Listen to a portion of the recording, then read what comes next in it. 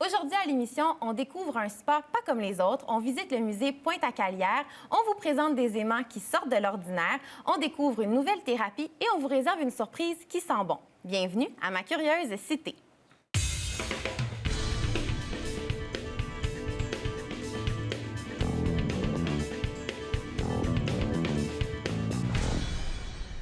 Je vous souhaite la bienvenue à ma curieuse cité, une émission créée par des bénévoles montréalais qui ont tous un but commun, vous informer et vous divertir sur les curiosités de Montréal.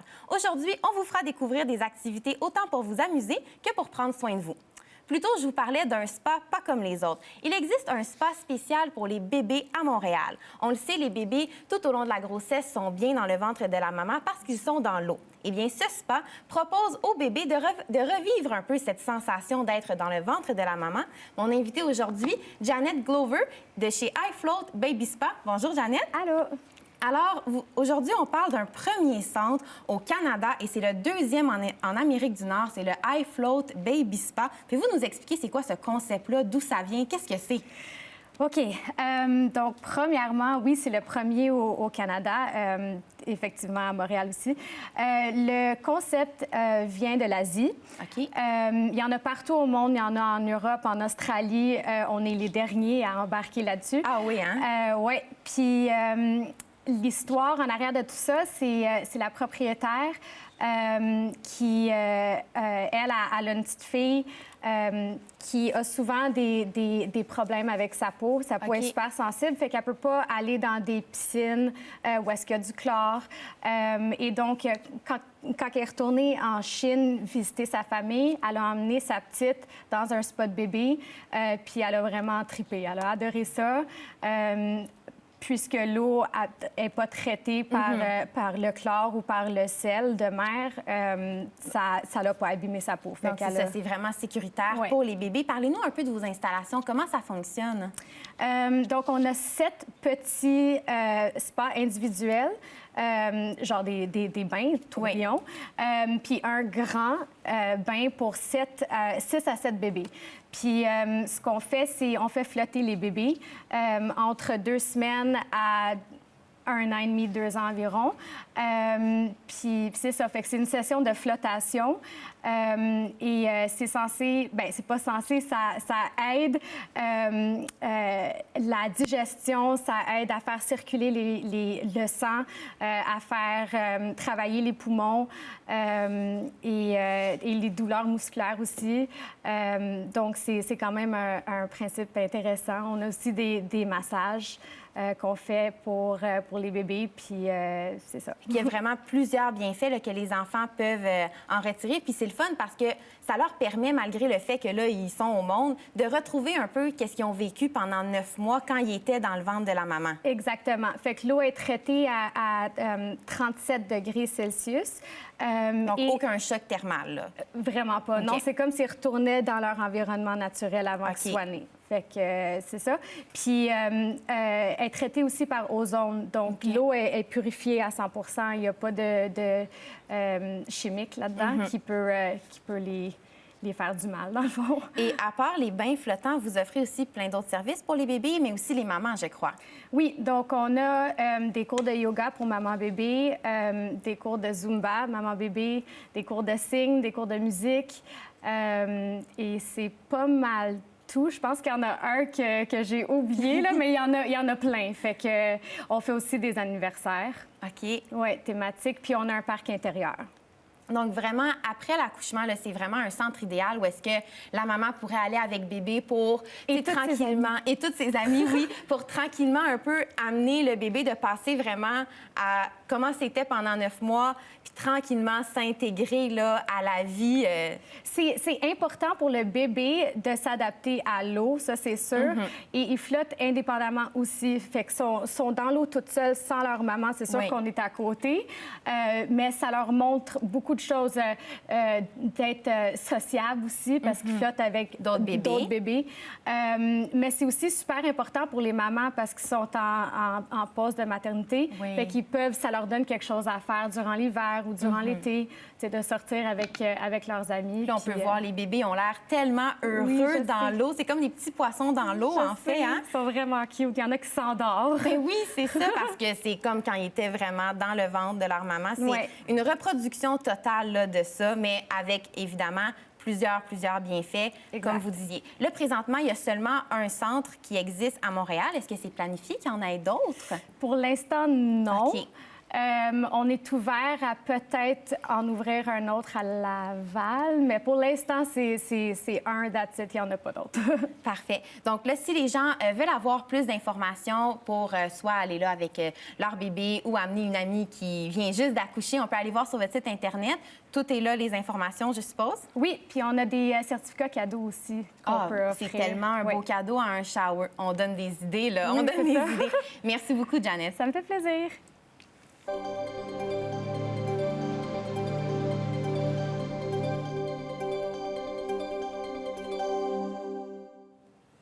Chaque année, Montréal accueille plusieurs expositions. Simon, tu nous en présentes une aujourd'hui assez originale. Oui, Ariane, c'est mon coup de cœur montréalais.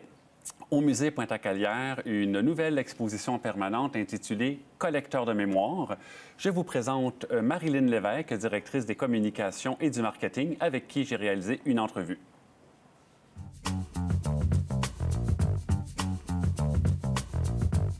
Le collecteur de mémoire qui sera inauguré ici même à Pointe-à-Calière le 17 mai prochain à l'occasion du 375e anniversaire de la Ville de Montréal.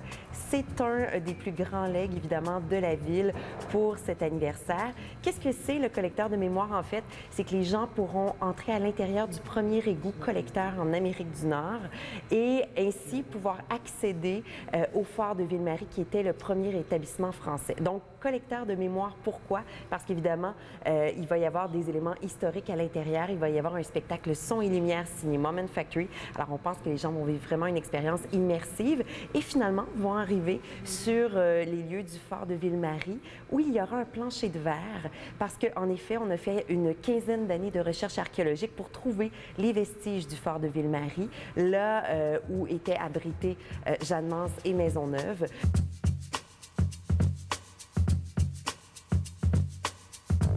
Donc, les gens pourront marcher sur un plancher de verre et littéralement voir les vestiges sous leurs pieds. C'est vraiment une expérience qu'on pense intéressante pour les gens. Donc, j'imagine qu'il y aura aussi beaucoup d'autres activités dans le cadre du 375e anniversaire de Montréal. Oui, ici même à Pointe-à-Calière, on a plus d'une centaine d'activités tout au long de l'été et de l'année, en fait. Il faut mentionner aussi que c'est notre 25e anniversaire parce que le musée est un legs du 350e. Alors, vraiment, plus d'une centaine d'activités, que ce soit des activités culturelles. On a également 4 expositions temporaires. Alors, c'est tout ça qu'on offre cette année pour notre 25e anniversaire et bien sûr le 375e de Montréal, ici au musée Pointe-à-Calière. Beaucoup d'activités de plaisir pour vous et les citoyens de Montréal. Merci beaucoup, Mme Lévesque, pour cette entrevue. Merci.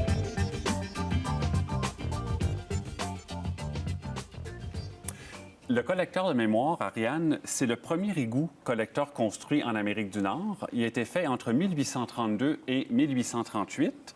Et, chose étonnante, il a servi pendant plus de 150 ans à collecter les eaux usées jusqu'en 1989. C'était quand même du solide. Ensuite, les visiteurs, ils parcourent le collecteur sur une distance de 110 mètres. C'est véritablement une exposition, c'est du jamais vu à Montréal. Et elle parlait dans le reportage qu'il y a plusieurs expositions qui sont permanentes. Quel genre d'exposition ou d'activité qu'on peut voir? Il y en a tellement, mais j'ai fait quand même une petite sélection. La première, c'est le Phare de Ville-Marie, au pavillon Québécois. Alors, comme Madame disait, c'est un legs du 375e, qui est le Phare de Ville-Marie. Alors ça, le Phare de Ville-Marie, c'était fait après 15 ans de recherche archéologique entre 2002 et 2015. C'est le 7e pavillon le plus important au niveau du musée Pointe-à-Calière. Alors, l'exposition rend hommage à Paul de Chomédé de Maisonneuve et à Jeanne-Mance à partir des premiers instants de leur aventure qui a été portée. En fait, c'est un rêve, celui de fonder une mission. À l'époque, c'était de convertir les Amérindiens à la foi chrétienne et faire grandir une société nouvelle. Donc, c'était la Nouvelle-France. Ensuite, dans le cadre de l'émission, il y a des projections cinématographiques qui animent l'espace et qui évoquent l'environnement de l'île de Montréal à l'époque de sa fondation. Donc, par la suite, les visiteurs vont déambuler sur un plancher de verre surplombant les vestiges du fort de Ville-Marie. On y voit les palissades du phare, des fondations en pierre, un atelier relié au travail du métal et d'une section d'un mur de pierre du château de Calière, ma chère. Rien de moins qu'un château. Très impressionnant. Très là. impressionnant. Ensuite, des nombreux artefacts trouvés lors des fouilles sont aussi dévoilés, dont un cadran solaire gravé sur une ardoise. C'est le plus ancien qui a été trouvé en Amérique. Donc, c'est vraiment complet comme exposition, c'est à voir. Oui, vraiment. Et là, il y a aussi une super belle activité qui est offerte aux jeunes. Oui, il y a une activité qui est offerte aux jeunes, ça s'appelle Archéo Aventure. Donc, je ne sais pas si tu savais, Ariane, mais il y a plus de 100 000 jeunes par année qui visitent Pointe-à-Calière. Quand même. Oui, oui, tout à fait. C'est une destination milieu scolaire, service de garde. Donc, les jeunes vont là et ce qui est super intéressant pour eux, c'est qu'ils font comme les archéologues, c'est-à-dire les outils, ils fouillent dans la terre, Oui. et il y a une tente, ils font exactement comme un archéologue. Donc, c'est vraiment une activité très ludique et aussi éducative. Apparemment que c'est très, très, très populaire. Donc, ensuite, bien, comme je disais tantôt, ils vont dans le chantier, ils font leurs trucs, ils vont même pouvoir noter les artefacts. Comme l'emploi, exactement la même chose. Ils vivent exactement. cette expérience-là. Tout à fait. Moi, je ne serais pas étonné qu'il y ait des jeunes de nos jours qui ont choisi cette carrière-là. Grâce à ça. Grâce à ça, Donc, exactement. si on veut avoir plus d'informations, on peut aller visiter leur site Internet. Tout y est. Tout est là, exactement. Merci, Simon. Merci. Les terrasses à Montréal sont très populaires durant la saison estivale, mais Elvis, tu nous en présentes 3 qui sont, elles, ouvertes à l'année. Bonjour. Plusieurs personnes connaissent la rue Sainte-Catherine et la rue Saint-Laurent. À Montréal, très animée d'ailleurs. Mais aujourd'hui, à MaTV, à travers notre curiosité, on va vous faire découvrir 3 terrasses pratiquement ouvertes à l'année. Il s'agira bien sûr en premier de Jatoba. Jatoba situé sur la place Philippe avec une spécialité de cuisine asiatique et une vue au cœur, ce qui donne une vue au cœur centre sur le cœur de la ville de Montréal. En deuxième, on va vous parler du restaurant Saint-Aublon situé sur la rue Saint-Denis où en hiver, on a la possibilité de rester même sur les terrasses et de partager, d'avoir du cocktail et de découvrir, d'aller à la découverte de la gastronomie du restaurant. En troisième lieu, on parlera du restaurant terrasse L'Abreuvoir. Comme son nom l'indique, l'Abreuvoir, on comprend. Mais aussi, il y a plusieurs cocktails aussi qu'on y retrouve. C'est tout un plaisir. Faites-y un tour au courant de l'année. N'hésitez pas, visitez-les et vous allez avoir du plaisir, vous allez avoir du fun.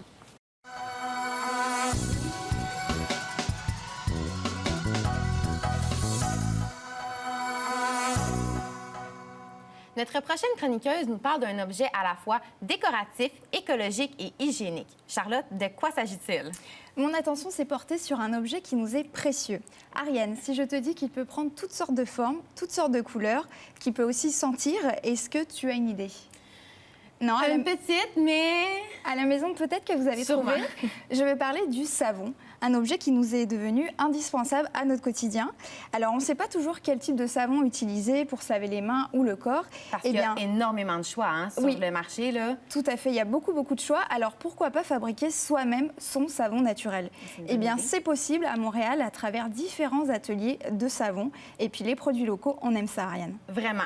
Et là, aujourd'hui, quels sont ceux que tu as trouvés là, pour nous? Alors, j'en ai sélectionné 3. Le premier, c'est Coop Coco. Donc, on peut faire des savons avec senteur ou non, en briques, en liquide. Et la particularité, c'est que l'atelier est animé par une herboriste clinicienne qui propose des produits uniquement avec des ingrédients naturels, sans produits pétroliers ou synthétiques. Donc, ça s'adresse avant tout à ceux qui, par exemple, ont une peau sensible ou qui détestent les fortes odeurs dans les magasins de produits cosmétiques. Donc, c'est ça. C'est vraiment pas des savons ordinaires qu'on trouverait à la pharmacie, par exemple. Alors, on a des savons classiques, c'est plus pour les cours débutants, mais évidemment, on a les savons atypiques, comme par exemple le savon du pays, pour détacher ses vêtements à base d'huile végétale et carbonate de soude. On a le savon 3 étages, le savon anti-moustique à la citronnelle, le savon pouce vert pour jardinier. Donc ça, c'est ceux qui ont les mains salies par la terre, la peinture ou le cambouis. C'est vraiment un savon magique qui répare les mains. On a aussi le savon géranium, tangerine et lavande, réputé pour son doux parfum à la rose. Et le savon tarte à la citrouille, donc comme son nom l'indique, avec une odeur de citrouille. Et le savon choco-vanille avec une odeur de gâteau au chocolat. Mais ça, je suis pas mal certaine qu'il se mange pas, celui-là. Non, pas celui-ci. Mais là, du choix, il en manque vraiment pas. Si, par exemple, moi, je me cherche un savon plus spécifique, disons pour les peaux grasses, est-ce que c'est quelque chose que je peux trouver? Alors oui, tout à fait, ça existe. Donc c'est plus les cours avancés où on peut confectionner des savons pour les types de problèmes de peau, justement, les plus répandus. On a par exemple les peaux acnéiques, les peaux très sèches, ceux qui font de l'eczéma. Et puis comme toi, ceux qui ont la peau grasse. Et toutes les recettes sont préparées à base d'huiles précieuses et d'huiles essentielles. Est-ce qu'il y a d'autres ateliers qu'on peut faire à cette boutique-là? Oui, tout à fait. La particularité, c'est que si on n'aime pas faire des savons, et bien aussi, on peut créer des bougies d'ambiance ou même des bougies anti-moustiques. On a des baumes à lèvres, on a même aussi des lotions, des crèmes. C'est vraiment des produits très populaires auprès du grand public, faciles à réaliser et abordables. Et parlons maintenant d'une toute petite savonnerie, c'est la Nonga d'amour. Oui, alors Nonga veut dire amour en moré, c'est une langue du Burkina Faso. C'est d'ailleurs dans ce pays que la propriétaire s'est passionnée pour les savons. C'est une entreprise montréalaise qu'on peut trouver sur la rue Moreau. Elle se spécialise dans la création de produits 100% naturels pour le corps ou pour le bain. Donc tout est fait à la main, c'est vraiment des savons créatifs à base de beurre de cacao ou de beurre de karité, équitable, du Québec et puis de l'Afrique de l'Ouest, donc d'où elle a eu cette passion. Elle travaille aussi avec toutes sortes d'huiles, les huiles biologiques, les huiles végétales, les huiles essentielles et même de l'argile. Donc vraiment, voilà, une grande passionnée à découvrir. Avec beaucoup de choix là, avec le matériel qu'on peut utiliser. Et quelle est sa particularité? Alors elle fabrique des savons doux hydratants, soit liquides, soit solides, avec une grande diversité au niveau des formes et toujours avec un joli emballage, comme on peut le voir. Elle peut aussi faire des bombes de bain, des exfoliants. On a tout type de formes, donc comme forme d'œuf par exemple. Elle fait des cubes, des cupcakes, des savons à thème, par exemple pour la Saint-Valentin ou bien pour les enfants. Ça se passe dans sa cuisine, donc pendant 2h30. Et c'est comme pour faire un gâteau, on suit la recette et puis on repart ensuite avec 1 kilo de savon. Voilà, c'est la petite récompense de l'atelier. C'est vraiment amusant, créatif, il y en a pour tous les goûts. Et puis pour s'inscrire, donc c'est par courriel, on a l'adresse qui s'affiche en bas de l'écran et il y a également la page Facebook. Et c'est vraiment comme un cours de cuisine, Exactement. mais on ne mange pas, on se lavera ensuite. Voilà. Et là maintenant, parle-nous de ta boutique préférée. Alors la dernière, c'est la boutique de savon sur la rue Saint-Denis, c'est mon coup de cœur. Ça s'appelle Tan Tan Cat. Alors ici, j'ai envie de dire, on a envie vraiment de tout croquer. Les produits ressemblent à des gourmandises, donc ils sont en relief avec des petits motifs. On peut aussi créer des personnages. Chaque savon a un design bien à lui. On a presque envie de les laisser intacts tellement c'est vraiment cute. C'est très coloré et puis il y a vraiment aussi une belle décoration. Dans la salle de bain, il y en a avec des lettres, d'autres avec des symboles. On peut aussi même faire le Titanic en savon, donc c'est vraiment extraordinaire. Et puis évidemment, c'est des produits donc sans alcool, sans conservateur, 100% naturel avec des huiles biologiques et essentielles. Donc c'est vraiment beau à offrir en cadeau, mais aussi pour prendre soin de soi. C'est vraiment à avoir dans la salle de bain, c'est un petit C'est plus, le petit disons. cadeau voilà, qui peut faire plaisir. Ouais. Merci beaucoup, Charlotte. Merci à toi.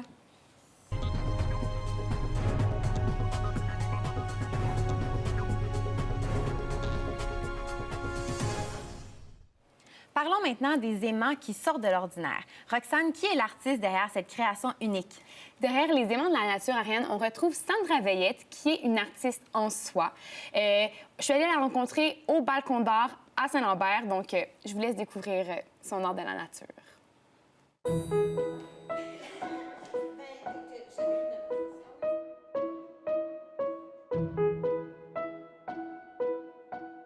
J'accumulais des boutons d'eucalyptus, des petits bois, des plumes, de la pyrite, toutes des choses que je trouvais très jolies. Puis il va se passer quelque chose avec ça. Ça a pris un moment avant qu'il se passe quelque chose avec ça, mais soudainement, les aimants de la nature sont arrivés. L'art au naturel, redonner vie à une nature qui est morte. Les aimants de la nature, c'est des petites œuvres d'art montées sur un aimant. Et j'ai créé un cadre qui est magnétisé ou métallisé, si tu veux, que tu peux changer ton œuvre et non pas changer ta toile.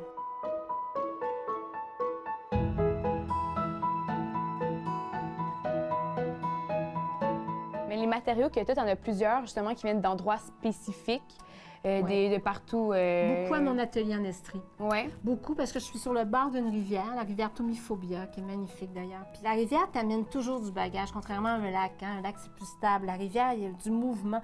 Des fois, le bois passe. Il peut y avoir toutes sortes de choses, des choses qui poussent naturellement, qui sèchent. Moi, je redonne vie à une nature qui est morte. Hein?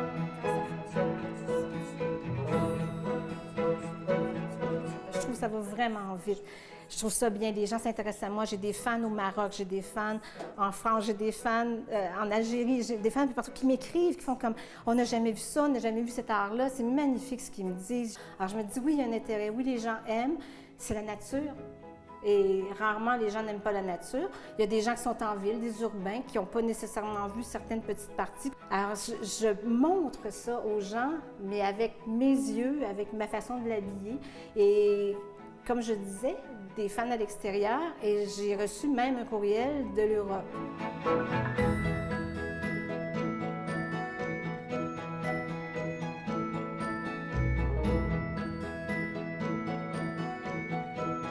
Merci, Sandra, de nous avoir inclus dans ton univers, de nous avoir montré ton art. Puis maintenant qu'on va aller dans la forêt, on ne regardera plus les petites branches de la même façon. Au plaisir de se revoir. Ah, avec plaisir.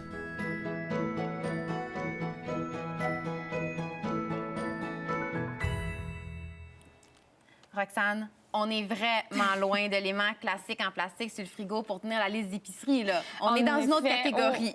C'est vraiment une œuvre d'art en soi. Puis comme tu vois, c'est vraiment des aimants. Puis on peut même les déplacer, on peut les mettre comme on veut. Comme ici, j'en ai mis un. On peut... On pourrait, à chaque semaine, là, se refaire au fil des cadre. saisons. Exactement. C'est vraiment intéressant. Et c'est intéressant aussi parce que, bon, on est à Montréal, on est en ville.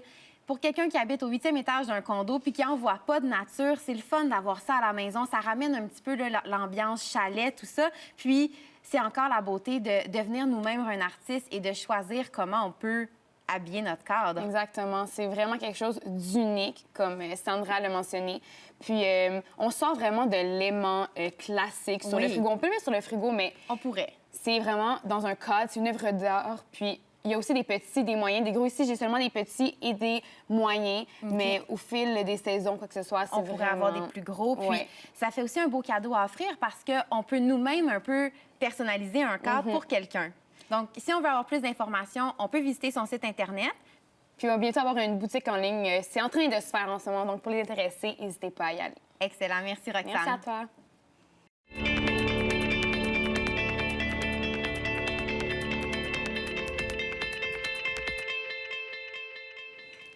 Souffrez-vous d'allergies ou de problèmes respiratoires? L'allothérapie, aussi appelée thérapie par le sel, gagne en popularité à travers le monde et fait son apparition au Québec. Geneviève, explique-nous exactement c'est quoi l'allothérapie. C'est une thérapie naturelle qui consiste à respirer un air salin dans une chambre dont les murs et le sol sont recouverts de sel et aménagés en salle de relaxation. Bien connue en Europe de l'Est, ici au Québec, nous commençons à découvrir cette nouvelle médecine alternative. Les bienfaits de l'allothérapie. L'allothérapie serait bénéfique pour traiter, soulager et nettoyer les voies respiratoires, traiter les problèmes cutanés et renforcer le système immunitaire. Si je vous dis que passer 45 minutes dans une chambre de sel équivaudrait à passer 3 jours à humer l'air salin de bord de mer, ça pique ta curiosité? Oui, et ça m'intéresse beaucoup. Toi, tu es allé tester cette thérapie-là sur la rive sud de Montréal, à la Prairie, au centre d'allothérapie La Salière. Oui, j'ai pu visiter l'endroit. Je me suis présentée là-bas habillée de vêtements confortables, tels qu'on me l'avait suggéré lors de ma réservation. Et j'ai pu vivre l'expérience d'une séance de 25 minutes. Alors, je vous explique en gros comment ça se passe une séance d'allothérapie. Tout d'abord, on vous invite à entrer dans la chambre de sel et par la suite à vous allonger sur une chaise longue. Comme vous pouvez le voir, les murs et le sol sont recouverts de sel, entre autres du sel rose d'Himalaya. C'est un sel qui est reconnu pour ses propriétés antibactériennes et antimicrobiennes. Donc, dans la salle, l'air est pur et exempt de bactéries et d'allergènes. Durant toute la séance, vous pouvez, durant toute la séance, un jet d'aérosol d'air salin est pulvérisé dans la pièce à intervalles réguliers. Donc, par la suite, on relaxe, on respire, on se laisse bercer par une douce musique d'ambiance et par l'éclairage qui favorise la détente. Donc, cette pièce où que je me trouvais peut accueillir jusqu'à 10 adultes. Les enfants sont les bienvenus. Il y a toujours un petit coin aménagé pour eux avec des jouets. Et durant votre séance, vous pouvez lire, vous pouvez méditer, vous pouvez dormir, vous profiter de ce moment de relaxation et de détente. C'est vraiment un moment pour soi. Et là, on se sent vraiment dans une salière, hein? Un peu, mais ça n'a pas d'odeur désagréable. Ah, excellent. Et là, comment tu as trouvé ton expérience, justement, ton 25 minutes de détente, là? J'ai bien aimé mon expérience. J'étais un peu sceptique au début, mais j'étais curieuse de voir ce que j'allais ressentir à ma sortie de la chambre de sel. J'ai probablement pas été assez longtemps pour en ressentir de grands effets, mais j'avoue que ma respiration semblait plus profonde, que mes voies nasales étaient moins congestionnées. J'ai ressenti un léger picotement au niveau des narines et dans mes poumons. Et dans les heures qui ont suivi ma séance, je me sentais davantage détendue et calme. Maintenant que je connais l'allothérapie, j'hésiterai pas à y avoir recours en cas de besoin, soit pour moi ou pour mes enfants. Et quels sont les bienfaits, là, parce qu'il y en a plusieurs qu'on peut en tirer avec l'allothérapie? Oui, il y a plusieurs bienfaits à respirer l'air salin pour votre santé, comme la libération des voies respiratoires, prévention des rhumes et des sinusites, renforcement de votre système immunitaire et revitalisation de l'organisme, diminution de la fatigue et du stress, élimination des toxines, assouplissement de la peau et amélioration des états allergiques et asthmatiques. Mais attention, l'allothérapie doit toujours être en complément à votre traitement médical et non le contraire. Et rapidement, là, quelle est la fréquence recommandée pour la séance?